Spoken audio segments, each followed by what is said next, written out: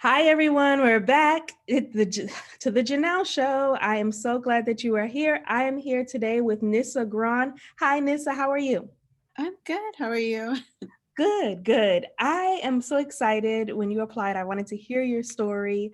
I think you have a lot to share with people, and so I'm excited to get started today with you. Me too.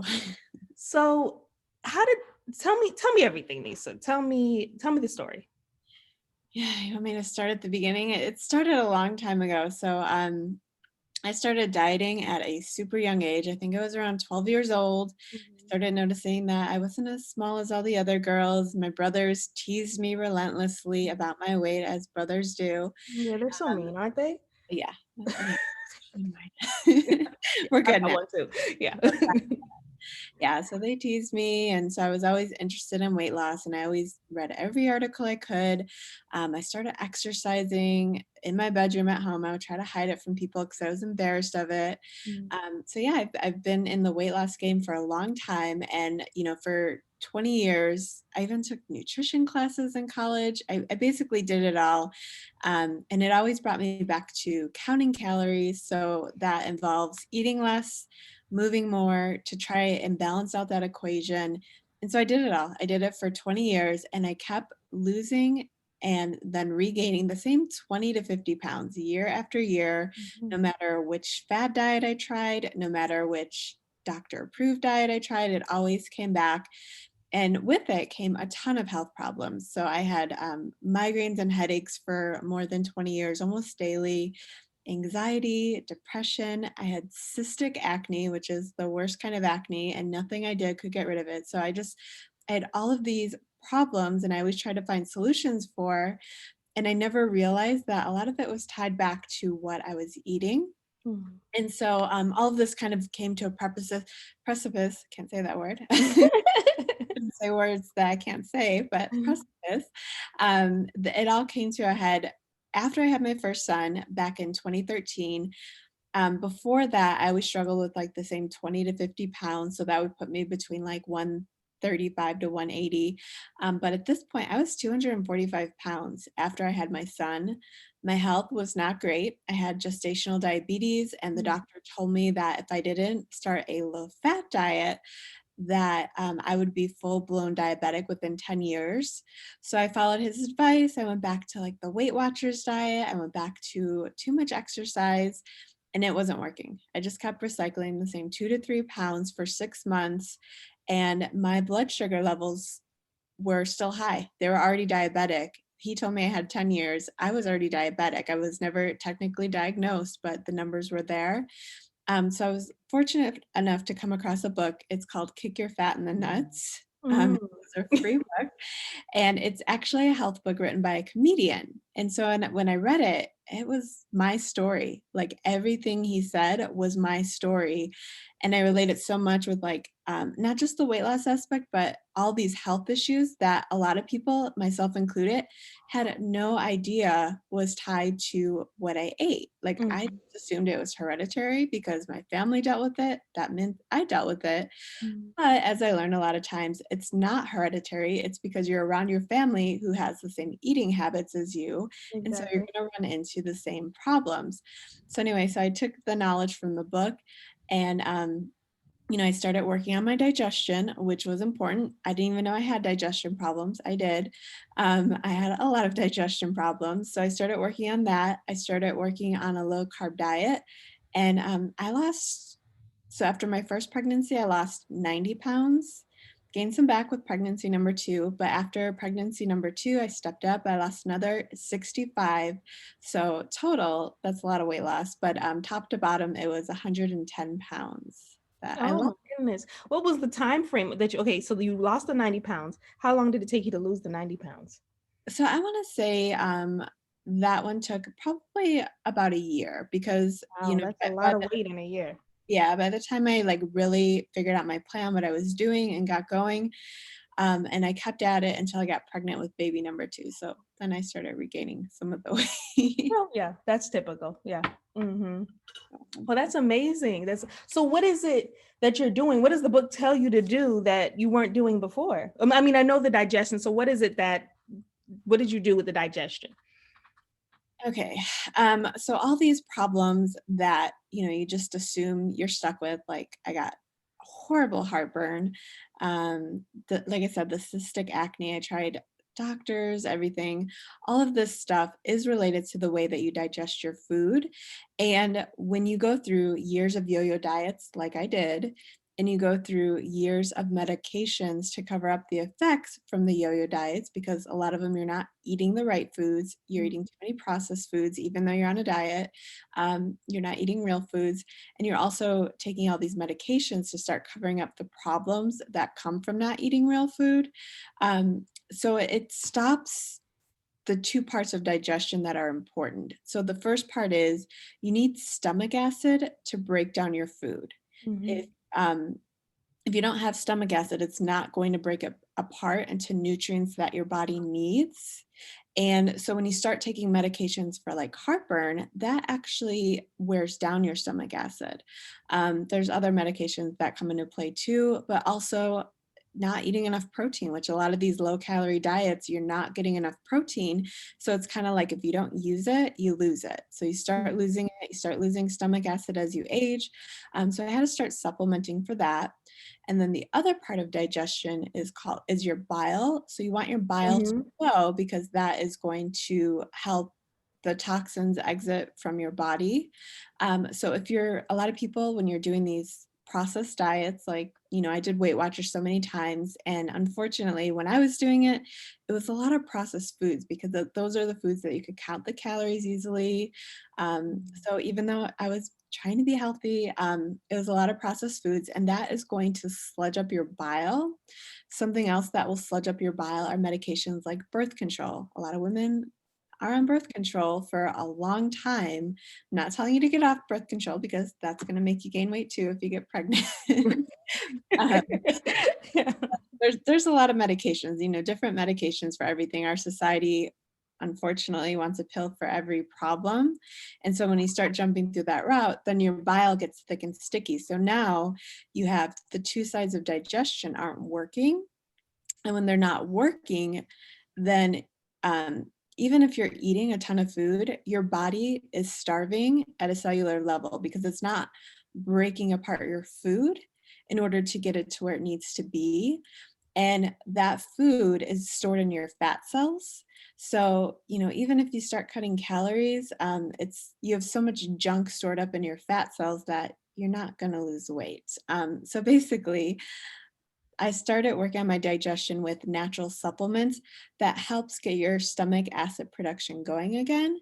And Mhm. then also on the other side, some supplements that helped thin out my bile. So that way digestion could start working again. So not only did I feel better, not only did it make weight loss a whole lot easier, but now that I'm on the other side, it actually makes it really easy to maintain that weight loss for the first time ever. Wow. Yeah.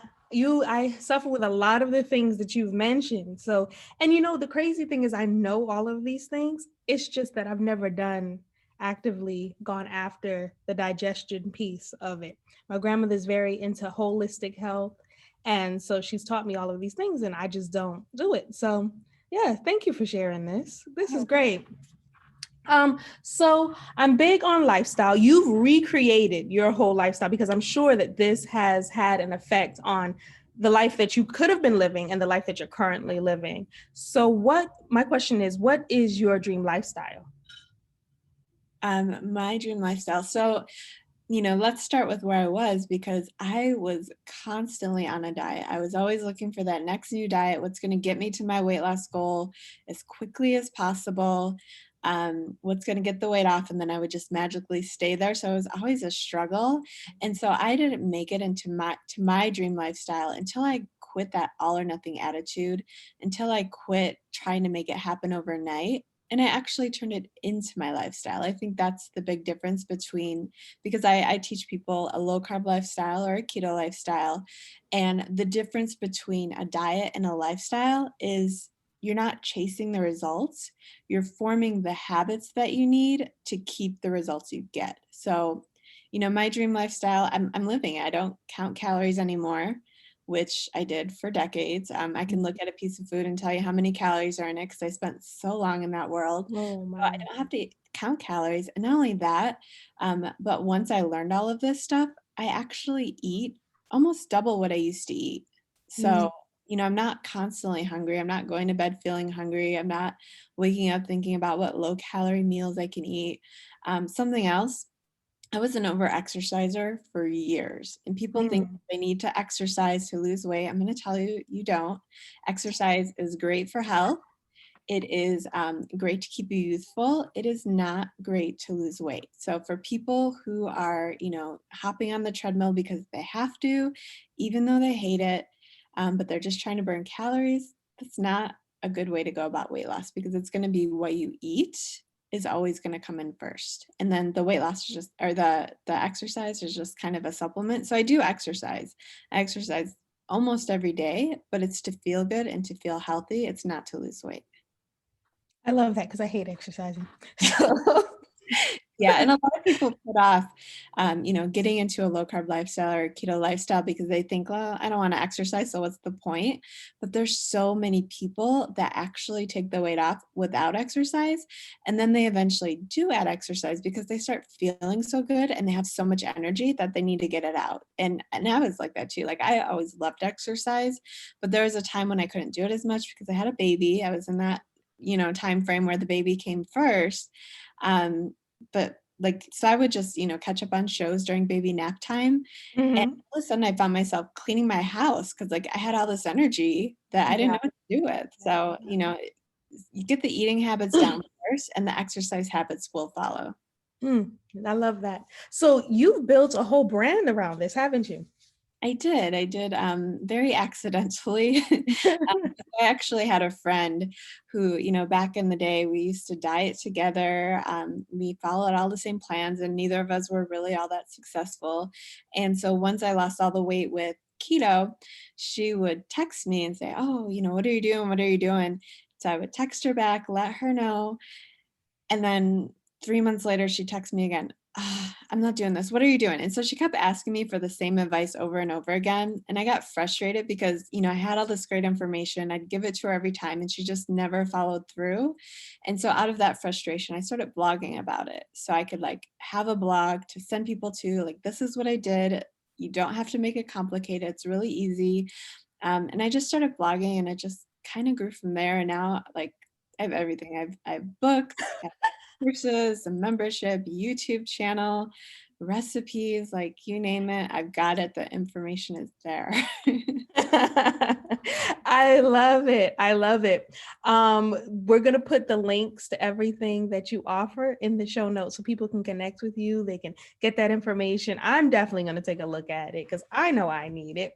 Um, you've mentioned the book Kick Your Fat in the Nuts, Yeah. but which I'm going to grab immediately. But also, I love to read, so I'm going to grab that one. But anything else that you would suggest that people read, or what is your favorite book? Any type of book suggestions I'd love to have from you. Okay, so before you read that book, I am actually going to give you a free link because the author is amazing. I actually found the book on a free link, and since I had so much success with his program, like I kept in touch with him, and we're actually partners now. So we do a podcast together, host a membership together, and courses. And so I actually started working with him because I had a story. He loved it. Um, so we're friends. So we do offer our books for free just to get the information out there because there is so much bad advice out there and we don't want people to struggle. So, after we talk, you can go to my website, which is eatingfatisthenewskinny.com/free book. And you'll have a link to his book, Kick Your Fat in the Nuts. So you can start reading that right away for free. And I do recommend it. It's like my health Bible. I read it probably 6 to 8 times since I first came across it. I've listened to it.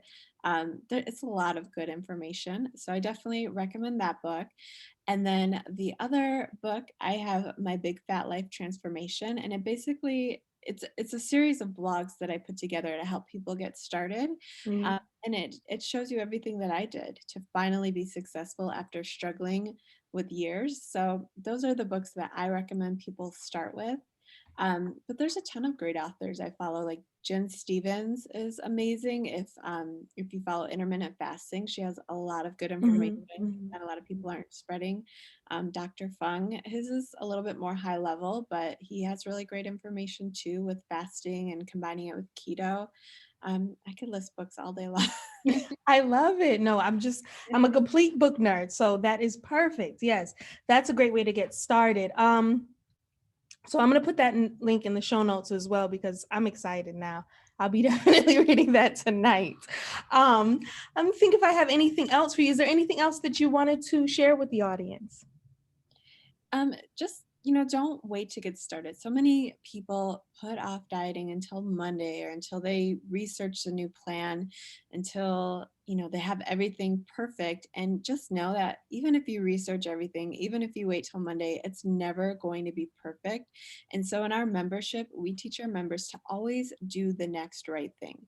Even if you go off track and have a weekend where you just completely blow your plan, that doesn't mean that you're out of the game. All you have to do to get right back on track is just do that one next right thing. And once you do that one next right thing, you are going to feel good about yourself and you're going to want to keep doing the right things. And, really all weight loss is just setting up the right habits to do the right things, replacing your bad habits with good habits. And once you do that, you'll start seeing results, not only temporary results, but you're going to start getting results that stick. I love it. That's perfect. That's perfect. Nisa, thank you so much for being here and giving us this information. Thank you for having me. I enjoyed it. No, this was fun. You guys, you're listening to the Janelle Show. Thank you so much for being here. You guys have a great day. Thank you.